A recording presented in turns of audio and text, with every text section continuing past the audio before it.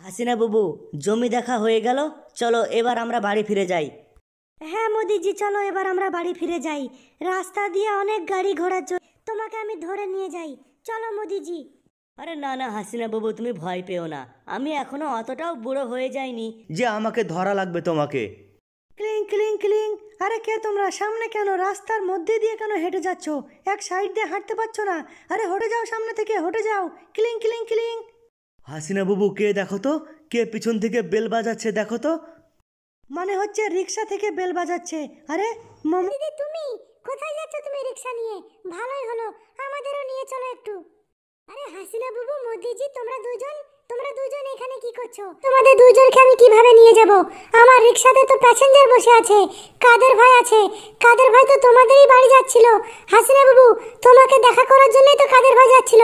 কাদের ভাই, এই দেখো হাসিনা বাবু। আমি আর মোদিজি দুজন মিলে এখানে জমি দেখতে এসেছিলাম। কই কাদের ভাই? কাদের ভাই কই? তুমি কেমন আছো বলো? বাংলাদেশ থেকে আমার সঙ্গে দেখা করার জন্য এসেছো? হ্যাঁ হাসিনা বাবু, অনেক দিন তোমার সঙ্গে দেখা সাক্ষাৎ নাই। সেই কবে তুমি এসে গেছো ভারতে, তারপর না টেলিফোন না দেখা সাক্ষাৎ, কিছুই হয়নি। তাই আমি ভাবলাম তোমাকে একবার দেখা করে আসি ভারতে গিয়ে। আমি রেল স্টেশনে মমতা দিদিকে পেয়েছিলাম, মমতা দিদির রিক্সাতেই চলে তোমার সঙ্গে দেখা হয়ে গেল। তো কেমন আছো তুমি বলো? কাদের ভাই, হাসিনা বাবু তো ভালোই আছে।